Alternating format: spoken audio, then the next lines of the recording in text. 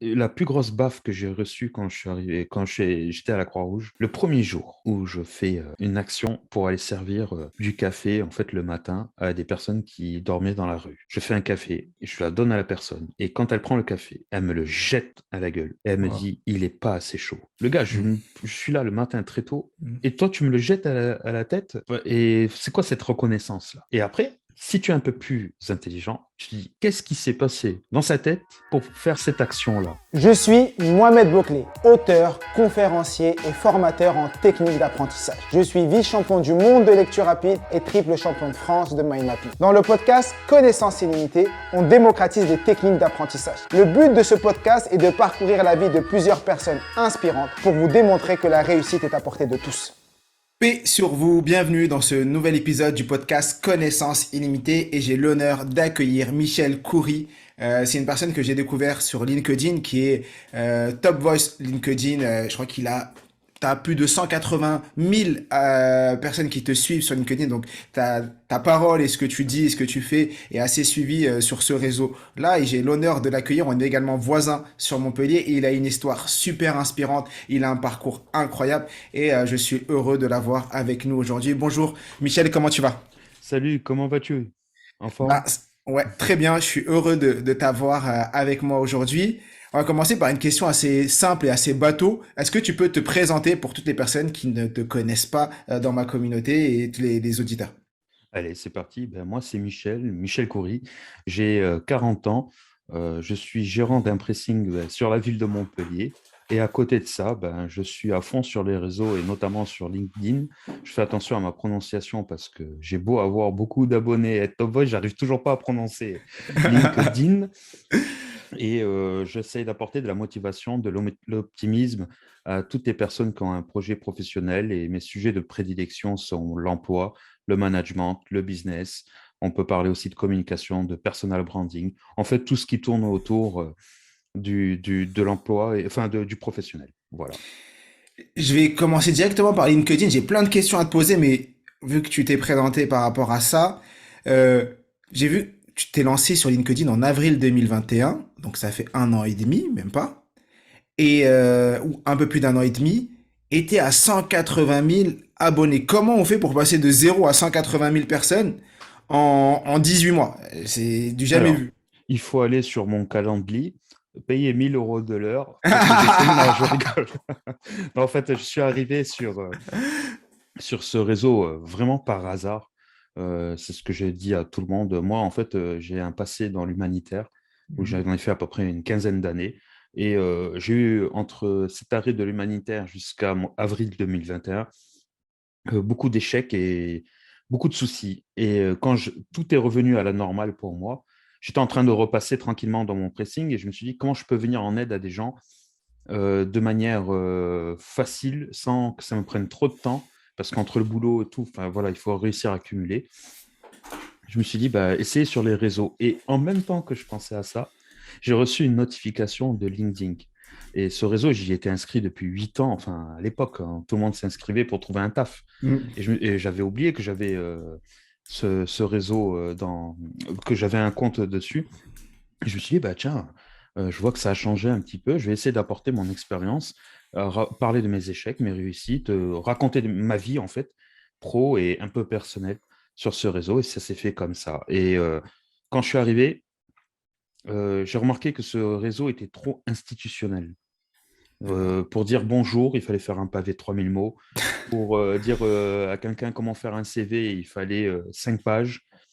Et je me suis dit, moi, je vais aller direct, je vais faire ce que je sais faire, c'est être authentique et parler aux gens comme s'il était dans la rue, tu vois, je croise quelqu'un, ou comme quand on s'est vu, tu vois, on parle normalement. Mm. Et j'ai communiqué de cette manière. Et ça a pris. Et c'est vrai que d'un coup, ça allait très vite. Alors moi, j'ai commencé en avril 2021. J'ai été actif à partir de septembre 2021. Wow, Et vraiment, où j'ai eu un gros boom, c'est en décembre 2021. Donc, trop ça va bien. faire un an. Et je suis passé en gros de 0 à 100 000 abonnés en 6 mois. Wow. Et alors, je crois que la grande différence qu'il y a entre peut-être moi et d'autres personnes sur ce réseau, alors, c'est pas pour les critiquer, mais il y en a beaucoup quand même, c'est que moi, je ne suis pas à la recherche d'abonnés. Moi, ce que je veux, c'est créer une communauté. tu vois. En Et plus, t'as rien à vendre.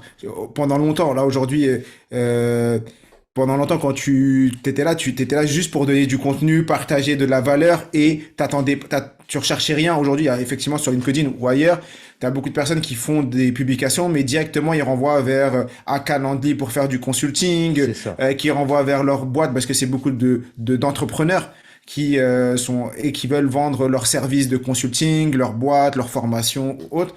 Et ta particularité à l'époque où tu as commencé, tu vendais rien si je me trompe pas. Ben, c'est exactement ça. Et encore même aujourd'hui, même si j'ai créé deux, trois activités, je continue à publier sans vouloir vendre, en fait. Parce que après ça, c'est de la stratégie aussi. C'est ce que je dis à tous les gens qui sont sur ce réseau. Ne vendez rien sur ce réseau, juste vous, essayez de vous vendre. Et c'est quand vous allez vous vendre, ça veut dire en montrant qui vous êtes, tout simplement, et ce que vous savez faire. C'est à ce moment-là, en fait, vous allez générer des opportunités. Et moi, mon meilleur ami, c'est lui qui me l'a fait remarquer, parce que moi, quand j'ai eu mon ascension, tu vois, sur LinkedIn, que j'ai rien compris. Tu vois, ça va tellement vite que tu as même des propositions de fou, tu as des trucs, voilà, qui arrivent de partout. Je savais plus où j'habitais, tu vois, dans les réseaux. Et mon meilleur ami il me dit, tu sais, tu te rends pas compte de ce que tu as créé. Je lui dis, pourquoi? Il me dit, tu sais, c'est quoi que tu as gagné, la plus grande chose que tu as gagné? Je lui dis, non, je ne sais pas. Dis-moi. Il me dit, tu t'es assuré de ne plus jamais être au chômage de ta vie. J'ai dit, ah ouais, j'avais pas vu ça sous cet angle.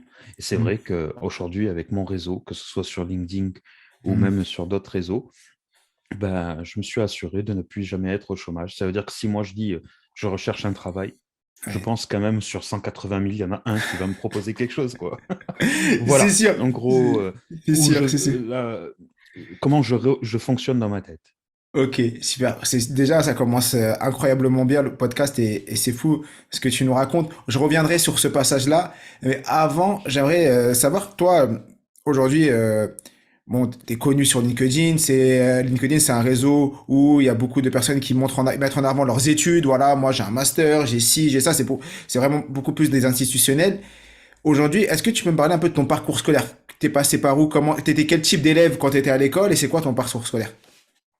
Alors moi, je suis né au Sénégal, j'ai grandi, j'ai fait tout mon collège à Dakar. Et il y a un effet très marquant dans ma vie, c'est qu'à l'âge de 14 ans, mes parents, mon grand frère, en fait, allait venir en France, parce qu'il a 7 ans de plus que moi, pour venir faire ses études, et notamment à Montpellier. Et mes parents, moi, j'ai toujours une très bonne relation, on est très familiale, et on se fait très confiance entre nous. Ma mère vient me voir, en fait, elle me dit, Michel, voilà, j'étais en troisième à l'époque, est-ce que tu veux aller avec ton frère en France? Et moi, je l'ai regardé, je dis oui. Elle m'a dit, Michel, si tu veux aller en France avec lui, il faut que tu passes en seconde. Tu ne peux pas redoubler. Parce que moi, en fait, j'étais un feignant à l'école. D'accord. J'étais quelqu'un qui n'avait pas envie. Je trouvais toujours que c'était chiant. J'aimais pas qu'on m'oblige à faire les choses. Et je suis passé de dernier de la classe au troisième trimestre à premier de la classe pour pouvoir aller en France. Et c'est là où j'ai découvert une certaine différence. Enfin, c'est là où j'ai eu un déclic en me disant, en fait, si je veux, je peux. Et du coup, je suis venu en France et j'ai fait mon lycée avec mon frère. J'étais seul, mes parents étaient sont restés au Sénégal. Et quand je suis arrivé là, enfin, j'aimais toujours pas l'école. Donc, du coup, je me suis débrouillé pour quand même avoir mon bac. Et après, j'ai décidé d'arrêter les études après le bac parce que, franchement, je vais être très honnête avec toi. Je suis allé pour faire c'était un BTS où je me rappelle plus exactement. Ça fait longtemps pour moi quand même maintenant. Ça fait 20 ans, hein. Et moi, j'ai toujours aimé le business, tu vois. Et le D'accord. premier cours, c'était qu'est-ce que c'est un bénéfice? Et moi, avec mes parents et mon parcours de vie, ben, le bénéfice, c'est toute la vie, quoi. D'accord. Donc, j'ai dit, je ne vais pas apprendre ça à l'école. Ok. Donc, du coup, je suis allé faire des petits boulots et voilà, après, on continuera. Voilà mon parcours scolaire. D'accord. Et super. Donc c'est incroyable. C'est fou parce que t'as réussi à passer de dernier de la classe à premier de la classe, tout simplement parce que tu avais un objectif C'est ça. qui n'était pas un objectif de notes, qui était un objectif plus grand que cet objectif de notes, c'était de pouvoir aller en France et peut-être que dans ta tête ça pouvait parler d'indépendance, de plein de choses qui étaient en lien avec ce que la France représentait pour toi à l'époque. Et comme quoi, pour tous les parents qui nous écoutent ici, on a tous des enfants des fois qui sont démotivés Après, on va pas dire à tous nos enfants, bah, si tu deviens Changer de premier, vie. tu vas changer de pays tout seul, Tu tu vas vas à aller aux Dubaï. tu vas à Dubaï, tu vas aux États-Unis. Non, mais des fois, on peut essayer de creuser un objectif profond, un truc qui pourrait les challenger, les motiver pour leur faire passer. Et effectivement, euh, c'est fou quand tu passes de dernier à premier, c'est incroyable. Moi, je trouve que c'est incroyable et c'est beau comme témoignage. Après le bac, donc tu as fait plein de petits boulots et je sais que sur LinkedIn, tu parles beaucoup de tes échecs ou de tes réussites également, mais parce qu'aujourd'hui, tes échecs, c'est aussi une réussite parce que ça construit la personne que tu es aujourd'hui. Est-ce que tu peux aborder un ou deux échecs ou un parcours une des expériences et nous donner aussi ce que tu en as retiré pour toutes les personnes qui sont là, qui nous écoutent? Pas de souci. Quand j'ai arrêté mon bac, en fait, Mm. j'ai fait plein de petits boulots. Vraiment, j'ai fait énormément de boulots différents parce que j'avais besoin d'avoir des sous, tout simplement. Et moi, je voyais ça toujours comme un apprentissage, Mm. comme un gain d'expérience. Et aujourd'hui, on m'appelle le couteau suisse parce que je sais un peu tout faire. Et c'est grâce à tout ça. Et à côté de ça, je me suis engagé dans l'humanitaire. Je faisais D'accord. les deux en même temps. Donc, je suis arrivé à la Croix-Rouge française en tant que simple balayeur. Je balayais après que des personnes soient venues boire un café ou ce genre Mm. de choses. Et après, je suis devenu carrément secrétaire général, enfin, directeur de Wow. la com. Enfin, j'ai eu plein de postes importants, directeur même de l'urgence, du secourisme, voilà. Et je me Wow. suis éclaté dans cette association pendant plus de 10 ans. Et à côté de ça, j'ai toujours eu une âme de business. Mais à l'époque, quand j'étais plus jeune, je voulais toujours aller trop vite. D'accord. Je voyais trop le résultat, je voyais l'argent, je voyais les maisons, je voyais les belles voitures. Et pourtant, à côté de ça, j'aidais des personnes en difficulté, tu vois. Enfin, j'ai Oui. vu vraiment, j'avais d'un côté la misère complète et de l'autre côté, ben, mon cerveau, il voulait être le plus riche au monde, quoi. Me suis planté en pensant comme ça parce que la première entreprise que j'ai montée, c'était une agence de communication. J'ai toujours été passionné par la com depuis que je suis petit. D'accord. J'ai eu comme premier client Stromae Waouh. et c'était à l'époque où il sortait son premier album. C'était D'accord. travailler sur les réseaux sociaux. En fait, à l'époque, c'était pas encore comme maintenant, tu vois. Oui, bien sûr. Comment communiquer sur le nouvel album, ce genre de choses. En fait, j'ai eu de l'audace, hein. J'ai envoyé un mail à Universal via le site de Stromae. Mm. J'ai dit, moi, j'aimerais bien travailler avec vous. Ils m'ont rappelé 1 heure après. J'ai dit, ah ouais, que j'étais comme ça. Incroyable. Et j'ai même réussi à me débrouiller une petite affiche que j'ai du mal à retrouver, mais je vais la retrouver un jour où carrément, c'était une affiche de Stromae qui disait Stromae soutient Michel Coury, tu vois, un truc comme ça. Waouh. Et je m'étais, à l'époque, c'était voilà, c'était un truc de fou, ça. Aujourd'hui, on s'en fiche. Mais Oh, bah, pas forcément, hein. Je pense que aujourd'hui, tu ressors l'affiche, c'est incroyable, hein. oui, ouais, Avec la notoriété que Stromae ouais, a ça fait. aujourd'hui, c'est incroyable. Tu as Mais été là à ses débuts.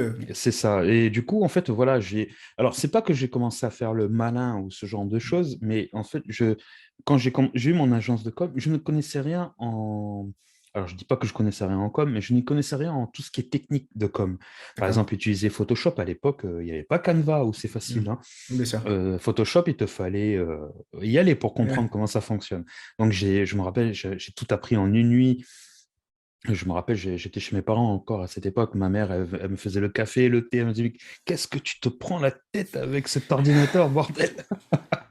J'ai dit, ça va te faire gagner de l'argent, mon fils? J'ai dit, oui. Elle me fait, bah, vas-y, bosse. Voilà. Et du coup, voilà, j'ai appris. Et là, mauvaise expérience, c'est que j'ai voulu trop avoir. Mm. Et mon champ de compétences, je ne pouvais plus aller plus loin que ce que je savais faire. D'accord. Et bah, j'ai coulé ma boîte. Alors ça, c'est mon premier échec. Je ne l'ai pas mal vécu parce que j'étais jeune, je pouvais tout de suite Mm. rebondir, faire d'autres trucs. En plus, j'avais déjà plein d'activités à côté. D'accord. Je me suis dit, voilà, je referai de la communication un jour où je serai plus mature. Et c'est ce que tu fais aujourd'hui. C'est incroyable. Waouh. Et alors, tu as eu une boîte de com, aujourd'hui tu as un pressing, je crois que tu as eu d'autres boîtes en parallèle, tu as fait de l'associatif et tu as passé tous les échelons à la Croix-Rouge, qui est une association qui est quand même grosse et bien structurée. Donc tu passes pas les échelons comme ça, tu passes pas de la personne qui vient faire la manutention à directeur de la com ou autre du jour au lendemain. Comment tu t'y es pris? Est-ce que tu t'es déjà arrêté et tu t'es déjà posé, voilà, Par où tu passes? Qu'est-ce que tu fais? Comment t'apprends? Quand tu as un objectif, quel est ton processus? Est-ce que tu as Alors, déjà réfléchi à ça? le truc, c'est que moi, je suis une personne qui travaille sans objectif. D'accord. C'est ce qui m'amène à réaliser mes objectifs. Je vais Wow. t'expliquer. Quand j'ai commencé à la Croix-Rouge française, je me suis jamais dit je veux être le patron ou le directeur de la com ou ce genre de choses. Mais je suis quelqu'un qui, quand il a une idée, je vais tout faire pour la mettre en place. Et dans tous les boulots que j'ai eus, même les petits, à chaque fois que je commençais, il y a un moment ou un autre, Hmm. je monte. Parce que ben, la personne qui me manage ou la personne avec qui je travaille, en fait, c'est pas que je la dépasse, mais c'est que je veux lui apporter tellement de Hmm. soutien et d'idées et de plus-value qu'en réalité, je prends sa place. Wow. Et du coup, bah, je circule comme ça. Ouais. Quand je commençais à la Croix-Rouge, c'était pareil. J'ai travaillé dans la restauration, j'étais serveur, je suis passé chef cuistot. À la fin, c'était moi qui étais devenu le gérant du restaurant. À chaque fois que je commence un boulot, je fais comme si c'était pour moi. Wow. Tu vois, je travaille comme si c'était mon entreprise et ça, c'est à double effet. Hein. C'est où c'est Hmm. très bien, où on en profite, où les gens Hmm. en profitent. Et du coup, j'ai jamais commencé quelque chose en me disant, je vais atteindre cet objectif. Je laisse les choses aller et Wow. à un moment, ben, ça va payer à un moment ou à un autre. D'accord. Donc, tu donnes sans attendre en retour et après la vie te le rend. On va dire entre guillemets la vie te le rend. Et aujourd'hui, ton processus, c'est prendre les choses euh, en disant c'est comme si c'était à moi, ça m'appartient, c'est mon restaurant même si c'est pas le tien. Si ça avait été le mien, j'aurais fait comme ça. Donc je vais donner mon énergie, je vais donner comme si c'était ça m'appartenait le restaurant. Et ensuite forcément, bah quand t'es bon et que tu donnes tout ce qu'il y a à donner, bah indirectement bah les managers, les personnes qui t'entourent le voient et te donnent de plus en plus de responsabilités. C'est C'est un peu ça. ça. Alors, c'est à double tranchant parce que 80% du temps, quand je l'ai fait pour une autre personne, Hmm. je me suis fait bouffer à la fin. Ouais, t'as pas eu les rôles tombés que tu voulais. C'est ça, ou le respect. Moi, D'accord. j'ai jamais dit je veux que tu me payes plus parce que je fais Hmm. ça, mais au moins le respect, tu vois. Enfin, D'accord. le fait que si je te demande un jour de congé, tu me le donnes, quoi. Voilà, Ouais. si je te dis je suis fatigué, je veux me reposer, c'est ce qui m'était arrivé au restaurant, j'ai besoin de me reposer parce que là, en plus, ce Hmm. type-là, j'étais devenu gérant quand lui, il était tombé malade pendant 2 mois, tu vois. Donc, D'accord. c'était en plein été, c'était sur Hmm. Palavas dans un resto. Et en fait, c'est comme si j'étais le seul de l'entreprise, en fait, du Hmm. restaurant, qui pouvait prendre sa place. Du coup, je l'ai fait naturellement pour lui sauver son Ouais. restaurant. C'était même pas pour Ouais. qu'il me trouve beau, gentil, tout ça. Ouais. C'était non, Ouais. il m'a embauché, je lui dois quand même Ouais. ce Ouais. truc, il est malade. Et quand il est revenu, en fait, je lui ai dit, je suis fatigué, quoi. Ouais. Pendant 2 mois, de 8 heures à 2 heures du matin, tous les jours. Et je n'ai pas demandé une augmentation, j'ai Ouais. dit, je vais juste prendre une semaine de vacances. Il m'a dit non. J'ai dit, bon, ok, voilà. Bon, on arrête là. On arrête là. Waouh. Comme Et même quoi. quand je lui ai dit on arrête là, il m'a dit est-ce que tu peux continuer encore un mois?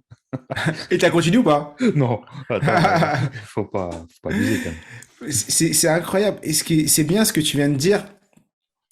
Parce que là, on va se poser dans l'autre position. Donc, toi, tu avais ta position à toi, tu donnais. Mais des fois, la position du manager, s'il y a des managers qui nous écoutent, des chefs d'entreprise qui nous écoutent, effectivement, le bien-être du salarié est fondamental. Et des fois, on veut dire non à un petit truc, mais qui nous coûte beaucoup plus. Parce que si tu avais dit oui, tu serais reposé une semaine, tu serais revenu super motivé. Si tu avais augmenté, peut-être, et là, donc lui, peut-être, il aurait pu, c'est des extrapolations, on sait pas, on connaît pas l'avenir, mais peut-être que là, tu aurais été le gérant de sa boîte, de son Ou resto, peut-être il j'aurais aurait, même racheté, tu vois, son resto. voilà, Mais il y a plein de choses qui peuvent se faire.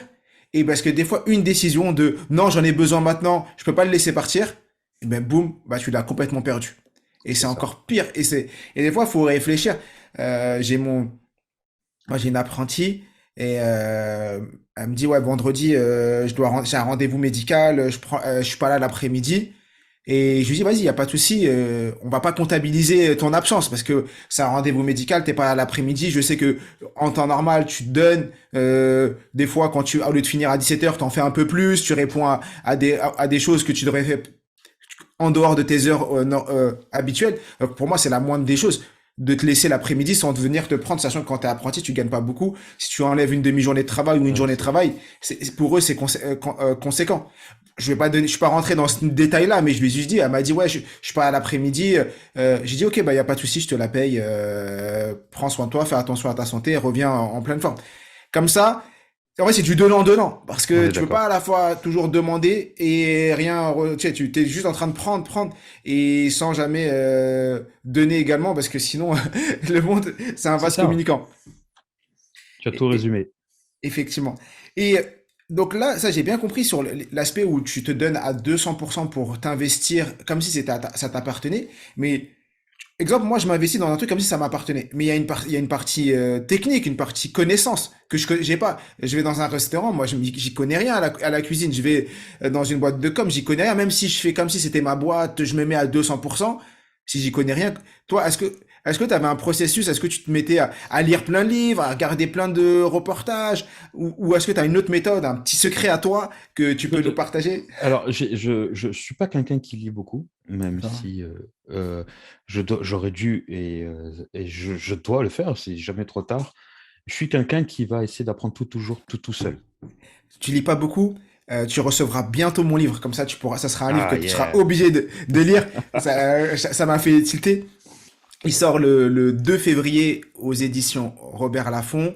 Il est en précommande à partir de début janvier. Donc au moment où l'épisode sera mis en ligne, il sera en précommande. Donc toutes les personnes qui vous êtes en train d'écouter, vous pouvez déjà précommander mon livre. Je mettrai le lien en dessous. Il est De toute à la façon, Fnac, à Robert, le partout. jour où il sort, on fera un truc ensemble où c'est moi qui t'inviterai pour qu'on fasse la promo parce que ton livre, je pense qu'il peut aider beaucoup de personnes. Avec grand plaisir, avec grand plaisir. Et j'en profite, je t'invite le 4 février au Gilbert, tu vois, le Gilbert de Montpellier, Oui, qui est le grand préfecture. Gilbert.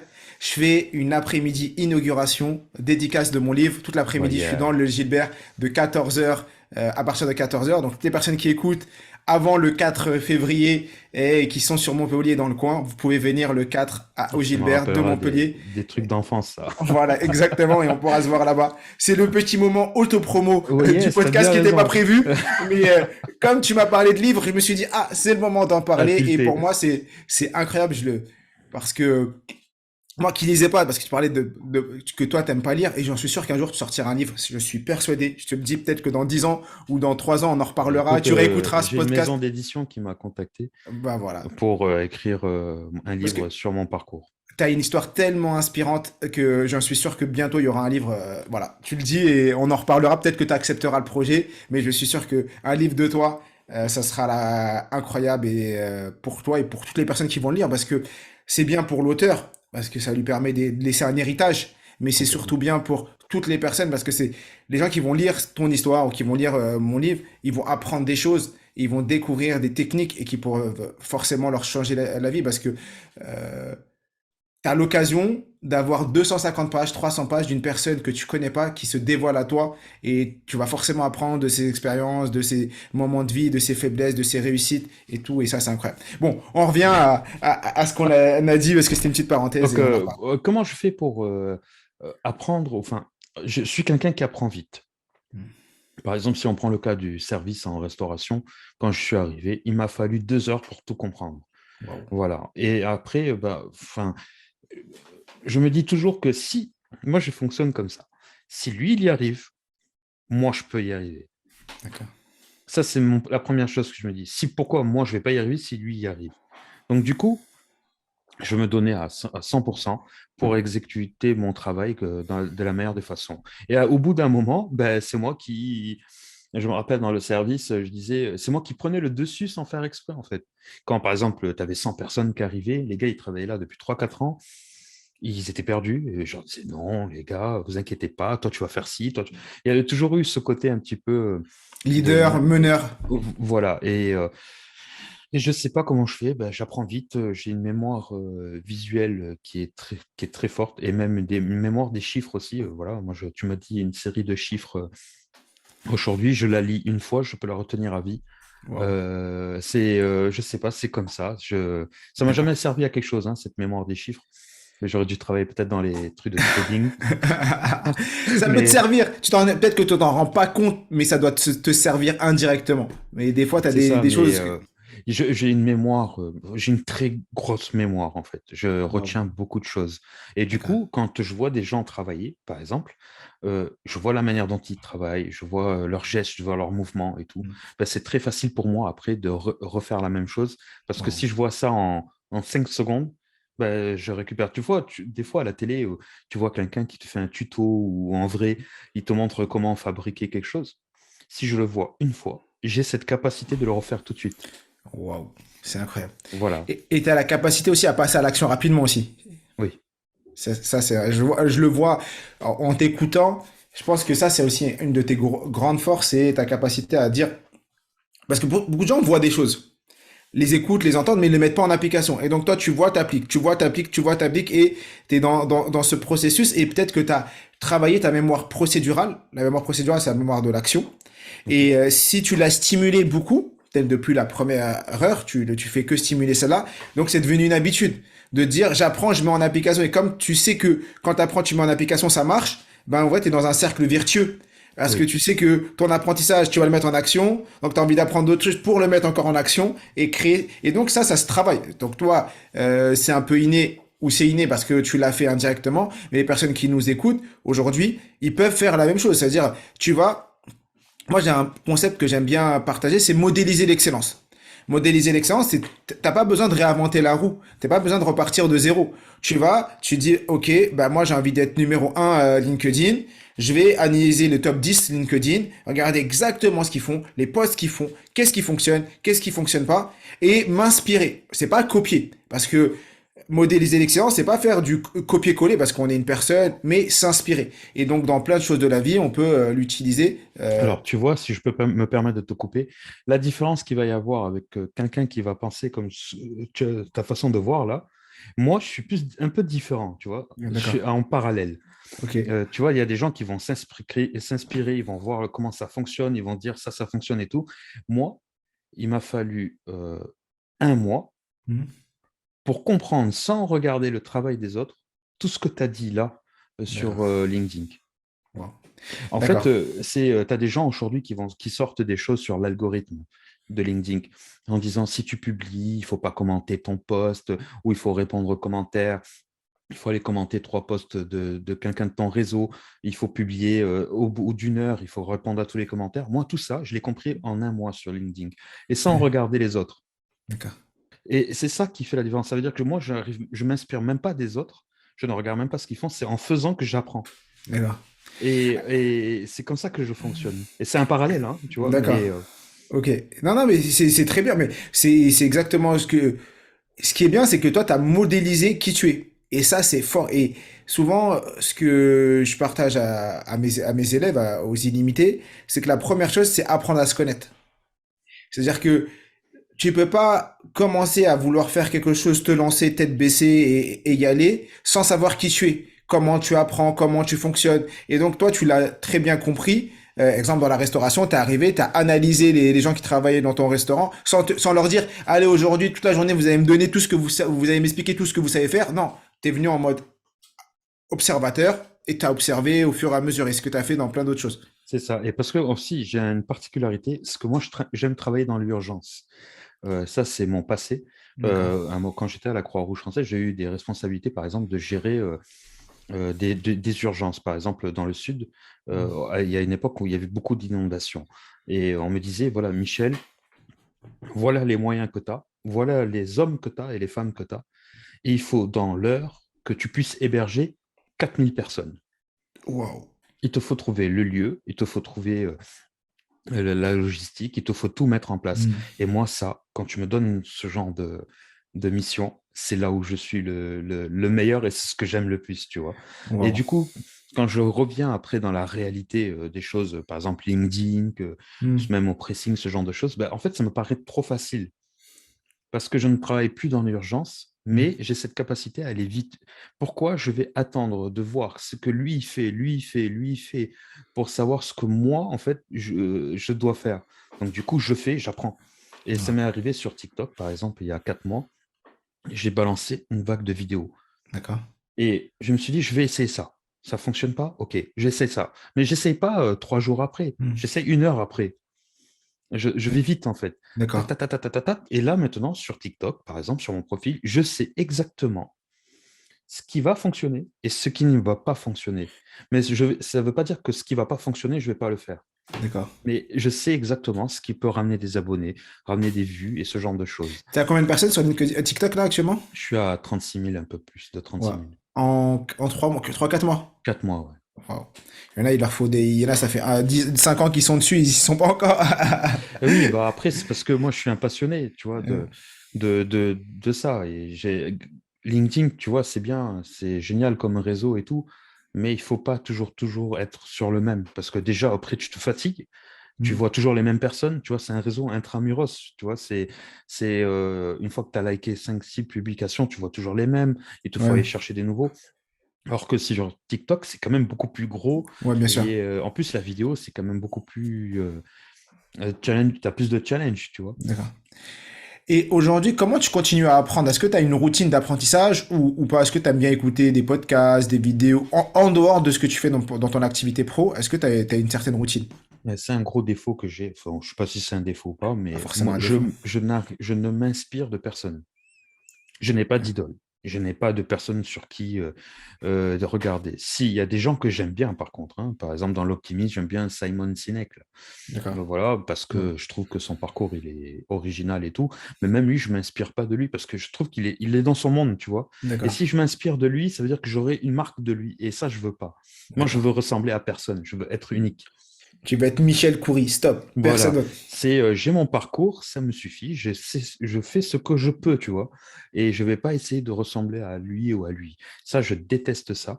Et ce que je fais, bah, des fois, je regarde, j'essaie de m'inspirer de la vie de tous les jours, en fait, de mon parcours, et c'est déjà énorme, c'est déjà pas mal, tu vois. Bien sûr, bien sûr. Je voudrais revenir sur ton parcours à la Croix-Rouge.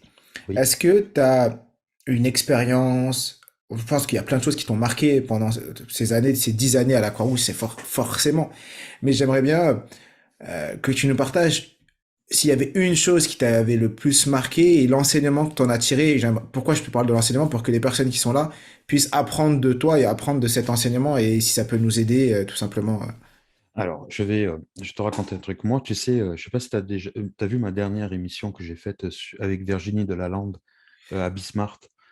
J'ai vu Euh, que j'ai vu que c'est un post passé, mais j'ai pas regardé la Voilà, vidéo. elle m'a invité, elle est géniale cette dame. Si un D'accord, jour tu as l'occasion de la voir ou de parler avec elle ou de partager quelque chose avec elle, fais-le parce que franchement, elle m'a inspiré d'accord, par sa force. Et d'accord, tu verras avec elle un jour si tu as l'occasion de la voir ou de parler avec elle. d'accord. Et j'ai, euh, j'aime l'argent, je suis un businessman, j'aime plein de choses, mais il y a un truc que je combats depuis un certain temps depuis ma jeunesse, c'est tout ce qui tourne autour de la discrimination et l'exclusion. D'accord. Je suis persuadé que la souffrance dans le monde, la misère, la famine, tout ça, on ne pourra jamais l'éradiquer. On ne peut Mm. pas, mais on peut la soulager. On peut faire en sorte que des personnes se sentent un petit peu mieux. Pas mieux, mais un petit peu mieux. Et la plus grosse baffe que j'ai reçue quand je suis arrivé, quand j'étais à la Croix-Rouge, et ça a défini toute ma personnalité de quand je veux aider une personne. Le premier jour où je fais une action pour aller servir du café en fait le matin à des personnes qui dormaient dans la rue. Mm. Je fais un café, et je la donne à la personne et quand elle prend le café, elle me le jette à la gueule et elle me Wow. dit il n'est pas assez chaud. Et là dans ta tête il se passe plein de choses. La première c'est putain c'est un connard.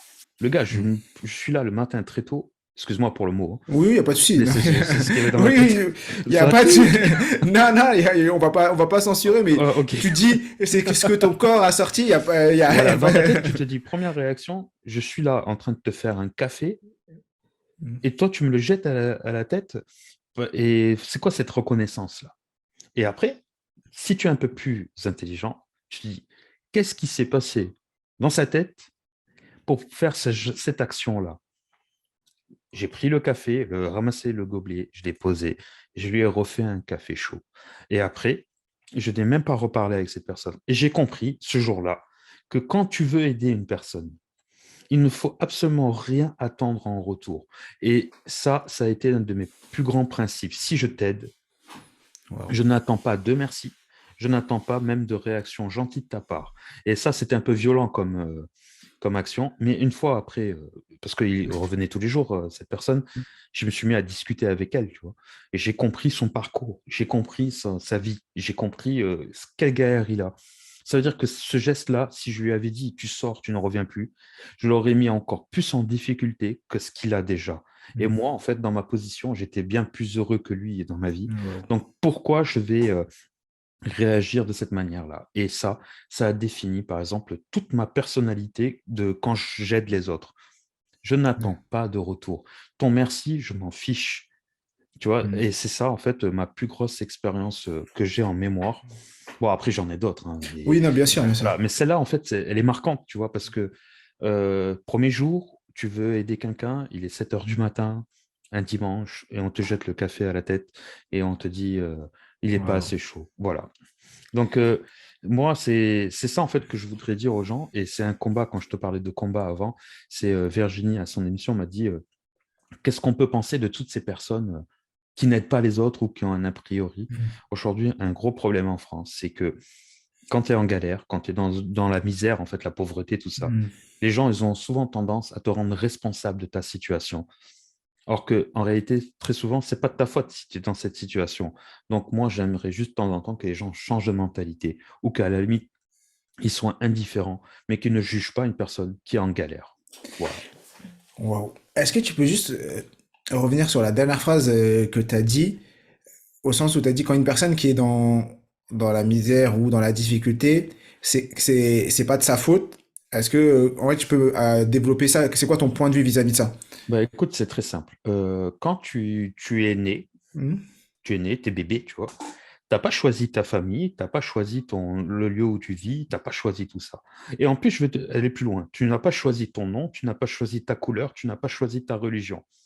OK? Et je vais aller encore plus loin. Tu n'as pas choisi ton fric, tu n'as pas choisi ton compte bancaire et tu n'as pas choisi, voilà. Et tu n'as pas Mhm. choisi aussi ton école. Tu n'as rien choisi. Et la seule chose que tu as, c'est ce qu'on t'a donné Mhm. jusqu'à un certain âge. Et ça, à partir de ce moment-là, ben, en fait, ce que je veux dire, c'est qu'on ne part pas tous du même pied. Mhm. Certains vont avoir plus de force que d'autres pour réussir, et certains n'auront pas cette force-là, ben, parce que peut-être c'est pas dans leur mental, ils ont Mhm. besoin d'aide, ou tout Mhm. simplement parce qu'on leur a jamais appris. D'accord. Donc, quand une personne est en galère ou dans la misère, personne, en fait, ne choisit cette situation-là. Mhm. Personne ne choisit de vivre dans la rue. Il y en a Mhm. qui disent oui, c'est son choix. Non, c'est pas son choix, c'est que le gars, ça fait 10 ans qu'il vit dans la rue. La seule chose qu'on lui propose, c'est un café chaud, un centre d'hébergement où il faut rester Mhm. il faut arriver avant 17 heures. Donc de 17 heures au lendemain, il doit être enfermé dedans. Mhm. Ouais. Voilà. Donc personne ne choisit ça. Personne ne choisit de vivre dans la galère. Et quand on est en galère, on n'est pas des feignants, on n'est pas ce genre de choses. Donc, la réalité des choses, c'est que quand une personne est en galère, il faut essayer ou tu as deux choix. Ou tu es indifférent, tu ne juges pas, ou tu essayes de comprendre pourquoi. Mhm. Et par exemple, quand tu te retrouves dans la rue, bah, ça peut être parce que tu viens de sortir de prison. Bah, il y en a encore qui vont me dire, oui, il est allé en prison, donc il Ouais. mérite ce qu'il a. Non, il mérite pas, il a payé. Donc il sort, il se retrouve dans la rue. Ça peut être un divorce, un problème Mhm. de logement, ça peut être aussi plein de choses. Et quand tu te retrouves dans cette situation, tu tombes dans la rue. Et après, tu as une évolution. Moi, je l'ai remarqué en visuel. Je ne l'ai pas remarqué parce que j'ai Oui, lu mais. des livres, des trucs. C'est que moi, quand je recevais des gens, ils arrivaient au départ, je comprenais que cette personne, ça faisait à peine une semaine qu'elle était dans la rue, Mhm. elle s'habillait correctement, elle avait des endroits encore pour prendre une douche, elle dormait de temps en temps à l'hôtel. Au bout de 2 mois, ben, ça commence à changer. Après, il y a l'alcool, il y a la drogue, il y a Mhm. toutes les fréquentations, donc tu rentres dans un moule. Mhm. Et voilà, après, c'est compliqué. Donc moi, je dis juste aux gens, en fait, qu'on n'est pas tous nés sous la même étoile, pour Mhm. reprendre Ayam. Mhm. C'est Ayam, hein? Oui, Oui, oui, ça, oui, ça. c'est ma génération. Oh. Et on n'est pas tous nés sur la même étoile. Quand quelqu'un il est en galère, c'est pas souvent son choix. Et personne ne choisit de vivre dans la galère ou dans la misère. Donc, tu as deux choix. Ou tu es indifférent, ou tu essayes de comprendre, mais tu juges pas. Ok, très bien. Bravo, tu nous as partagé deux grands enseignements là, deux grands enseignements. Super, merci beaucoup, Michel. Avec plaisir. On arrive sur la fin du podcast et j'ai deux questions à te poser. La première, quelle est la dernière chose que tu as apprise?